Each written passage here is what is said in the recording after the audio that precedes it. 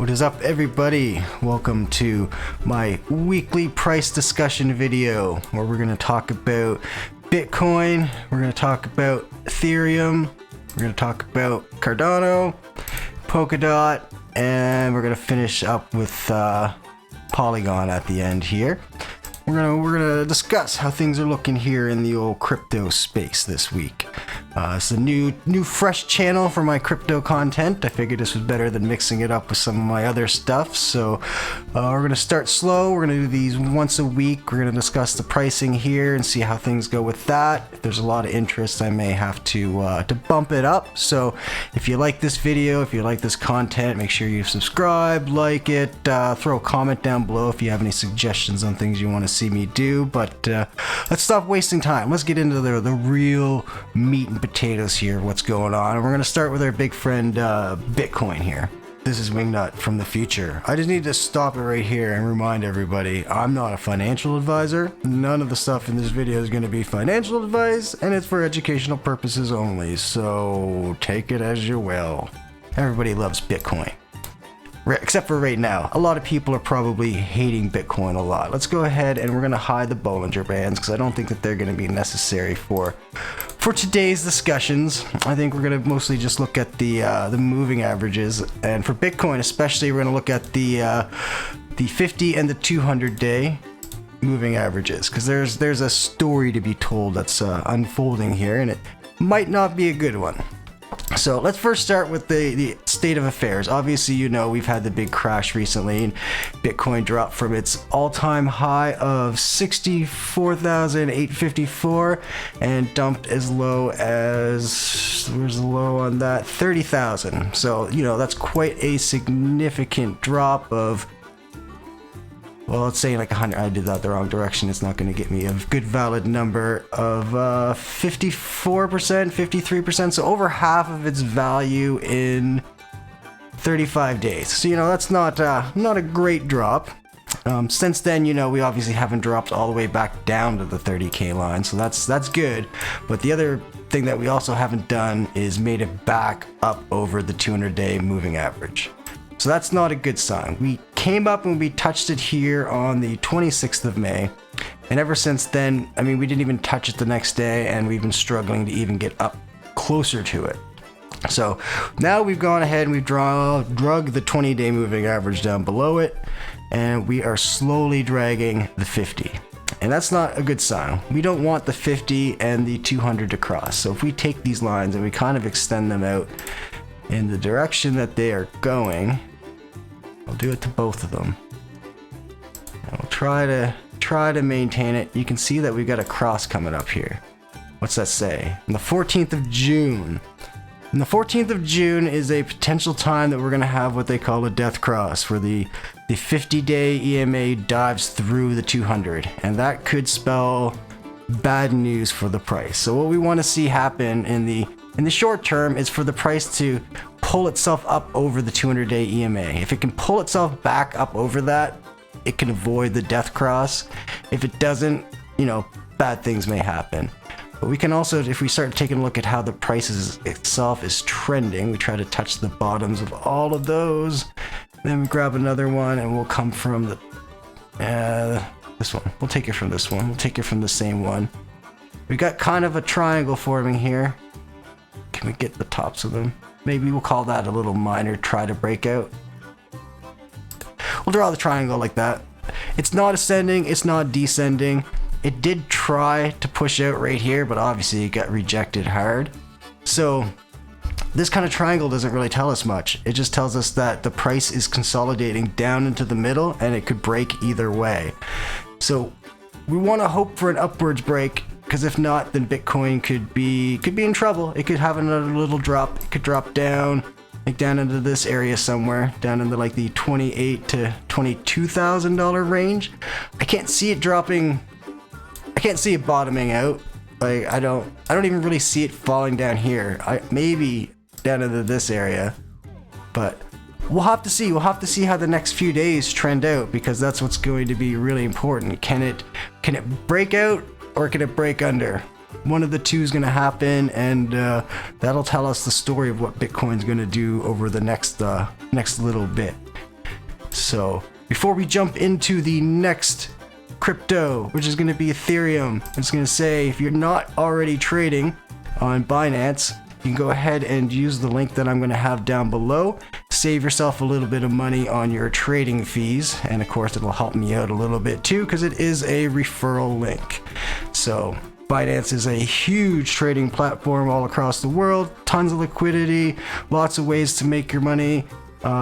They got spot and future trading, they've got stake and pooling, there's mining, there's all kinds of shit. So if you're not signed up for Binance, go ahead and do that and enjoy. So now let's talk about Ethereum. Ethereum is also in a, we'll say, a precarious position. I don't see it quite as bad as Bitcoin. It hasn't dropped below its 200-day moving average, so it's still value priced. I'm saying it's low, but it's not bottom low. So I mean, we got as low as, what are we looking at here? The low of 1728.74. So I mean, it's dropped all the way from 4,400 to 17. So it's a pretty significant drop, but it hasn't dropped below the 200-day moving average, and we're just now, as of what, the 1st of June, so 4 days ago, getting the cross of the 20 and the 50 EMA. So I mean, it's not in as bad a positioning as Bitcoin is, but it's still not great. You can see that we're getting a lot of resistance trying to break back up over the 50-day EMA. If it can break above that, I don't see any reason why it's not going to just start going right back up into this kind of uptrend that it was in prior to the crash. Because everything was in a good trend, and then everything just kind of dumped out and tanked.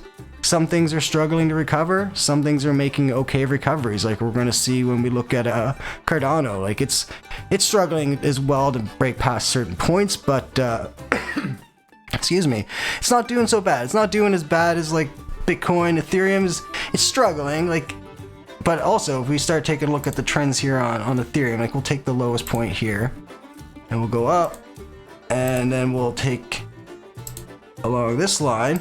We actually have an ascending triangle. So, you know, we're putting a lot of price pressure back on this upper price, and we're letting them push it further or less down each time. Like the bears try to push it down, and we're just like, nope. And the bulls push it right back up. So we're putting a lot of pressure on this resistance line. Let's hope that they can break it and then shoot above it, and then it becomes a support line, and all the funness of the bear market or bull market returns for Ethereum. Like it's looking in a better positioning to me than Bitcoin is, but again, time's gonna have to tell us on how all of this is gonna play out. It's still a little early to tell on some of these trends, like the crash. I mean, it's still fairly recent. I mean, the 19th of May was where we started to see even any kind of recovery. But really, I mean, the 23rd of May was when we hit the low point, and we're just now trying to push up now. So we'll see how the next few days play out. I'm thinking by the time next week's price analysis video comes out that we'll have a better, clearer picture of what's going on, at least with Ethereum. It seems like it's going to tell us pretty soon, one way or the other, what it wants to do. So let's go ahead and jump into Cardano next, which looks like it's all over the place. It's up and it's down. But the key things to look at here right away, we are not anywhere near the 200-day moving average. We didn't even come close to it. Got a nice little gap there.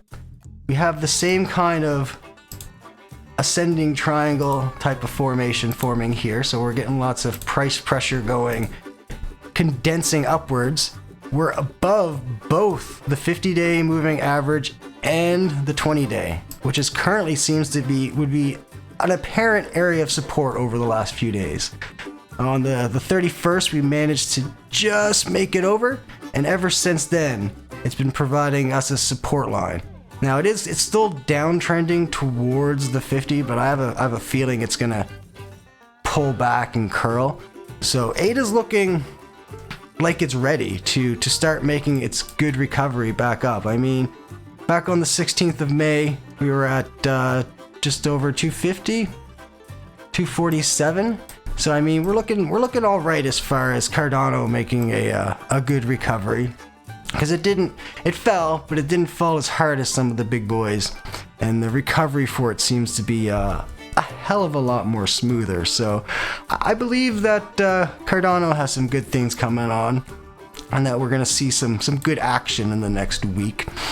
So we'll see how that goes. All right, next up we've got Polkadot. It's in the shitter. I mean, what can we really say here? We've dropped all the way down below the 200-day EMA, and we struggled and barely pulled back up over it in the last few days. The 50 and the 20 are both coming crashing down. I'd like to say the Polkadot is going to recover, but currently, I mean, it's hard to see it making a speedy recovery. I mean, long term, I think it's going to recover. It's got good technology and all of that, but if we're looking at it, I mean, it's almost an ascending triangle, but it's also almost just like a horizontal triangle, much like what Bitcoin is doing. Like if we look at Bitcoin, horizontal triangle. This one is more of an ascending triangle. An ascending triangle. I mean, I could probably pull this line down a little bit, so that way that line touches it. But with Polygon, I mean, or Polkadot here, it's coming down. So we'll see how it plays out. If it can stay above its 200-day EMA over the next few days and make some good maybe upwards pressure, it might be able to snag back into a recovery. But right now, I have a feeling that Polkadot is probably in for at least a short-term drop in price, would be my guess. Again, I'm not a financial advisor. Everything in this video is just educational purposes. I don't know if you're gonna, you don't, you know, do your own research, figure out your own stuff. We're just here to have a little conversation and talk about what I see. And I see probably a little drop, maybe down. I don't see it dropping like $10. Well, maybe it does. It already did drop it. It's been down as low as 13 here.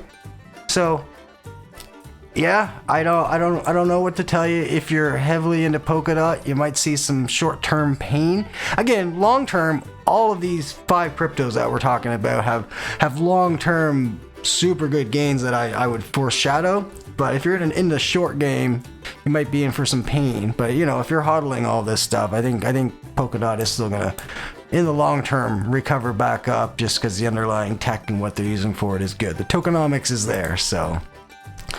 And for the last crypto we're going to talk about this week is going to be Polygon and MATIC, which seems to be dipping back below its 20-day EMA. But I mean, just look at this beautiful run. They've barely been affected by the crash. They were on a massive bull run, and then the crash kind of pushed it down only as far as the 50-day EMA, and then right after that they're just like, no, we're good, we're not gonna have a problem. I mean, you know, I would call this a normal price pullback, if anything. Like, it's only pulled back,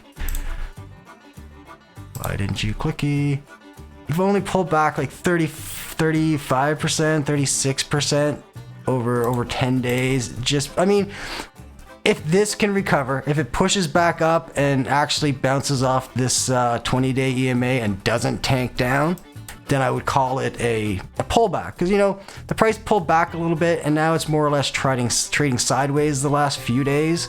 So this doesn't really concern me all that much as far as the price of Polygon doing anything that we don't want to see. Like, all the trending lines are trending up, other than this one here is flatlining because the recent last couple of days pullback. But I don't see anything really concerning here with Polygon. I think it's going to make a speedy recovery and start pumping back straight up into its bull run.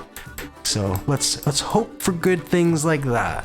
So yes, that's going to do it for the price review this week. We've covered all the big major ones that I wanted to cover. We see some good, we see some bad. Let's hope for more good in the long term. And yeah, if you enjoyed it, go ahead and smash that like button. If you have any cryptos you want me to cover or any other kind of content you want to see me make, throw a comment down below in the description. It's going to have links to lots of stuff. My blog, I post on my blog like 4 or 5 days a week. I'm in lots of different places around the internet, so lots of links there for my socials and shit. Make sure you're subscribed, ring the notification bell, all that other stuff that all the other YouTubers always tell you to do. Do that for me too. Whatever they've told you to do and you've gone and done, go do that here too. So I'm gonna get out of here. I'll be back next week. We'll talk some more prices and all that fun shit. So yeah, cheers.